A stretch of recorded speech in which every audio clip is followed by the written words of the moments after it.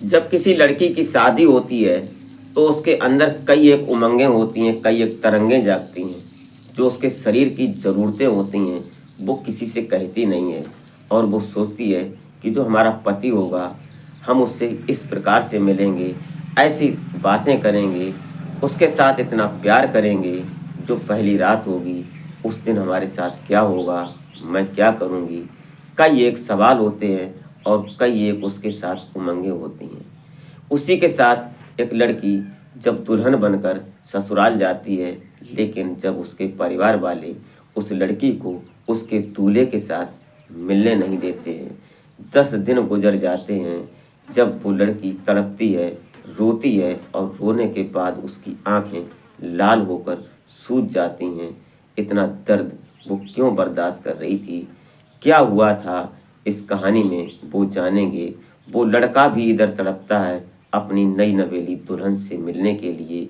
उस रात का जो सिस्टम होता है, उस रात को समझने के लिए, जिस रात को आम भाषा में सुहाग रात बोलते हैं।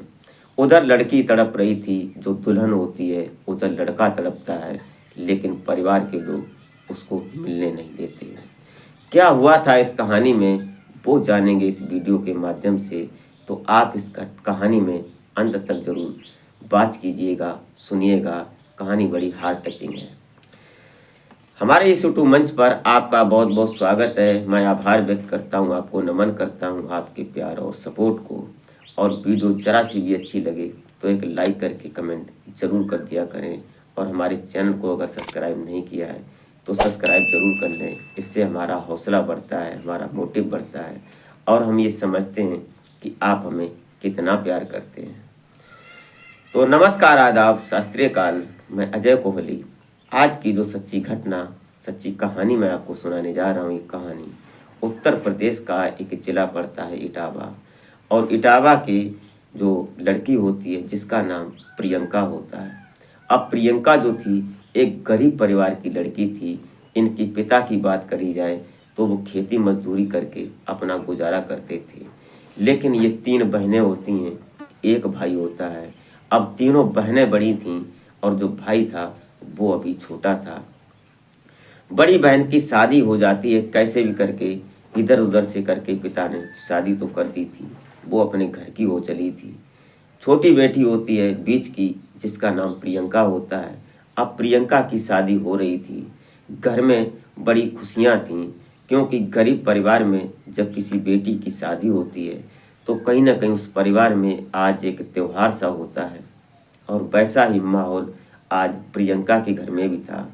नए जमाने की शादी थी तो कुछ लड़कियां, भले ही वो गरीब गरीब परिवार से थीं, रूरल क्षेत्र की बात है, गांव के लोग थे, लेकिन वो लड़कियां आजकल फोन तो देखती हैं कि मेहंदी की भी एक रस्म होती है।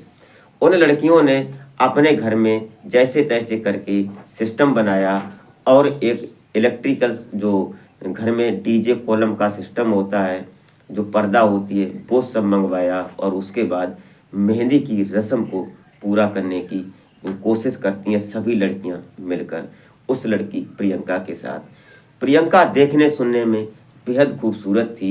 उसको कुदरत ने पैसे से गरीब बनाया था, लेकिन सूरत से उसको बड़ा अमीर बनाया था।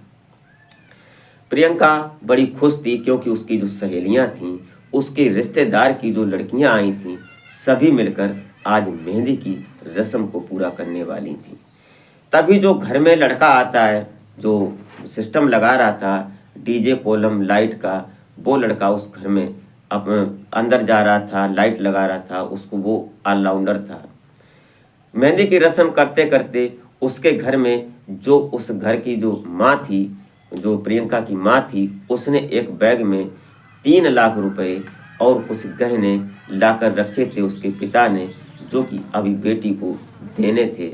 वो एक बैग था और बैग को उसने एक बक्से में रख रखा था, और उस बक्से का जो ताला था वो लगाना भूल गई, क्योंकि घर उस बक्से से कुछ सामान निकालना था, कुछ रखना था, तो जल्दी जल्दी में वो ताला लगाना भूल जाती है, और उसके बाद बक्सा खुला ही रह जाता है। और जो लड़का होता है जो उस घर में इलेक्ट्रिकल का काम कर रहा था, लाइट लगा रहा था, वो लड़का अंदर जाता है, और अंदर जाते जाते उसकी नज़र पड़ जाती है उस खुले बक्से पर, और जैसे ही वो ढक्कन खोलता है बक्से का तो उसमें बैग रखा होता है। और बैग को, छोटा बैग था, उस बैग को जैसे ही निकालता है, जो महिलाएं अक्सर बगल में डालकर चलती हैं, इस प्रकार का बैग था। उस बैग को उठाता है तो उसमें पैसे होते हैं और उसमें कुछ गहने होते हैं। वो कैसे भी करके, बहाना करके, जो अपना सामान लेकर अंदर गया था झोले में, उसी में रख कर वो बाहर निकलता है। और 10-15 मिनट में वो बाइक से जाता है, अपने घर रख कर आता है और तुरंत फिर वापस आ जाता है और अपना काम करने लगता है।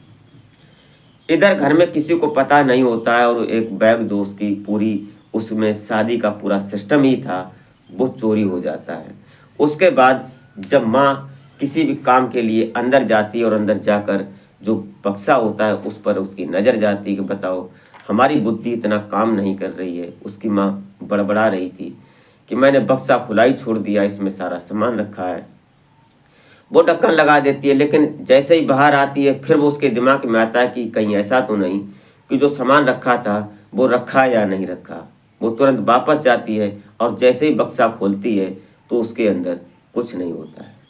वो बैग, जो पर्स उसने रख रखा था, पैसे और गहने जब उसमें होते नहीं हैं तो कहीं ना कहीं उसकी माँ के पैरों तले जमीन खिसक जाती है।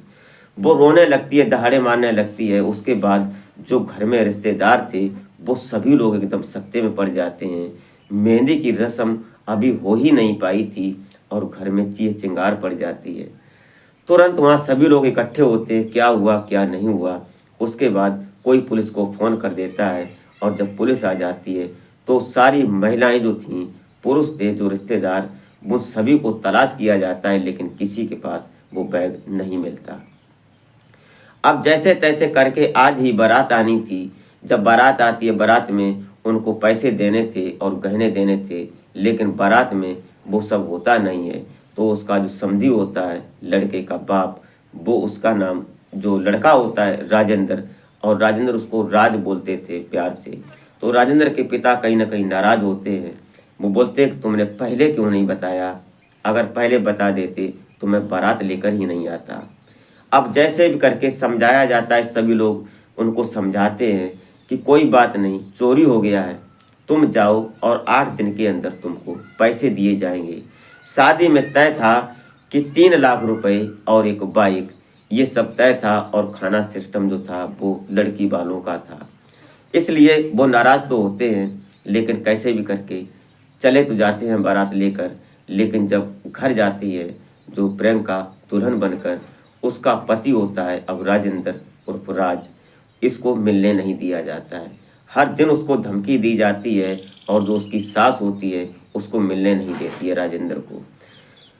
हर दिन यही बात चलती है। उसके घर के जो अंदर कमरे में जो कुंडी लगी थी गेट में, उस कुंडी को एक मिलाकर किसी लड़के से, जो स्क्रू ड्राइवर होता है, उससे खुलवा लिया जाता है कि अंदर ये गेट ना लगा सके। उसको इतनी यातनाएं दी जाती हैं। वजह बनती है वो दहेज, सिर्फ कि उसने पैसे नहीं दिए। लगभग 7 दिन गुजर जाते हैं। उसके बाद जो राजेंद्र होता है वो इधर तड़पता है, और जो प्रियंका होती है उधर तड़पती है, दोनों मिलने के लिए पति पत्नी। लेकिन करें भी तो क्या करें। आज राजेंद्र ने कुछ प्लान बनाया और वो अपने दोस्तों की मदद से बाहर जाता है और 3 लाख रुपए वहाँ से कर्जे पर, ब्याज पर लेकर आता है, 10 रुपए सैकड़े पर, और लाकर प्रियंका को बताता है और बोलता है कि अपने पिता से उनका अकाउंट मांगो और मैं उनके अकाउंट में पैसे लगा देता हूँ, और कल ही वो आ जाएं, हमारे परिवार वालों को पैसे दे दें और ये संतुष्ट हो जाएं कैसे भी करके। लड़का मजबूर था, कुछ कह नहीं पा रहा था अपने माँ बाप के सामने, और ऐसा ही हुआ। लड़की ने अपने पिता का फ़ोन नंबर लिया और उससे जो अकाउंट था लेने के बाद उनके अकाउंट में पैसे लगवाता है। वो दूसरे दिन आते हैं और पैसा देते हैं। कहीं ना कहीं राजेंद्र के ससुर प्रियंका के पिता जो होते हैं वो एहसानमंद हो जाते हैं अपने दामाद के, और कैसे भी करके झुकी हुई नज़रों से 3 लाख रुपए जब उनके परिवार को देते हैं, तब जाकर कहीं ना कहीं जो प्रियंका और राजेंद्र आज अपने जीवन दाम्पत्य की शुरुआत करते हैं। आज वो आपस में मिलते हैं पति पत्नी के रूप में। उसके बाद प्रियंका अपने पिता को फ़ोन पर सारी बात बताती है कि ऐसे ऐसे करके राजेंद्र लाए थे। लेकिन पुलिस इधर जो एफआईआर दर्ज हुई थी चोरी की, उस पर सख्त नज़र बनाई हुई थी और घर में कोई रिश्तेदार के पास पैसे मिले नहीं थे। वो उस लड़के पर ही शक थी, लेकिन कहीं ना कहीं जो लड़का था वो जिसने चोरी की थी, वो पैसे अनाप शनाप खर्च करने लगा, अपने दोस्तों के साथ पार्टी करता है। पुलिस उस पर नज़र बनाई हुई थी। एक दिन अचानक पुलिस उसको पकड़ लेती है 11वें दिन शादी के, और उससे पूछताछ की जाती है। तो पुलिस उससे जब धड़का कर पूछती है तो वो लड़का कबूल जाता है, बोलता है कि हाँ हमने पर्स चुराया था। और उसके बाद उसको पुलिस जहाँ पर उसने बैग पर्स रखा था उसको लाया जाता है। उसने 40,000 रुपये उड़ा दिए थे, मौज मस्ती कर डाली थी। गहने सारे साबुत मिल जाते हैं और 2,60,000 रुपये मिल जाते हैं। उसके बाद इधर घर में खुशियाँ जो गई थीं, गायब हुई थीं, वो वापस मिल जाती हैं। और प्रियंका को ये बात बताई जाती है। उसके पिता बताते हैं कि बेटी, दामाद को बोल दो पैसे कहाँ से लाई थी, मैं उनको पैसे देना चाहता हूँ, पैसे वापस मिल गए। जब वो वापस आते हैं उनको 3 लाख रुपए देते हैं। तो जिस सूदखोर से उन्होंने पैसे लिए थे उसके पास जाते हैं तो वो बोलता है कि भाई मैंने तुमको पैसे दिए थे 10 रुपए के हिसाब से, तुम अभी लौटा रहे हो, लेकिन तुमको 30,000 रुपये ब्याज के देने ही पड़ेंगे। लेकिन कोई बात नहीं, इधर जो राजेंद्र के ससुर होते हैं बोलते हैं कि आप ले लो। वो पैसे देते हैं उसको, और जो गहने थे प्रियंका को दिए। तो प्रियंका बोलती है कि मुझे गहने नहीं चाहिए, पहले हमारे पति की लाज बच जाए, हमारे पिता की लाज बच गई, इनको बेच दो और जो ब्याज पर पैसे लिए हैं उनको दे दो, वो संतुष्ट हो जाए, उसके बाद तो हम अपने जीवन में कुछ ना कुछ कमा ही लेंगे और गहने बनवा ही लेंगे। उसके बाद घर में खुशियां वापस आ जाती हैं और जो राजेंद्र प्रियंका थे अपने पति पत्नी के रूप में रहने लगते हैं। और फिर कहीं ना कहीं राजेंद्र जो था उस प्रियंका को पाकर बड़ा खुश था, अपने आप को खुशनसीब समझता था, क्योंकि वो इतनी खूबसूरत ही जो थी। फिर वो उस घर में नहीं रहता है, वो अपनी पत्नी को साथ लेकर दिल्ली में पहले काम करता था, वो अपनी पत्नी को साथ लेकर प्रियंका को दिल्ली ही चला जाता है और वहाँ रहकर अपना गुजारा करने लगता है। दोस्तों ये रही कहानी। आप इस कहानी को सुनने के बाद क्या सोचते हैं अपनी राय कमेंट में ज़रूर लिखें।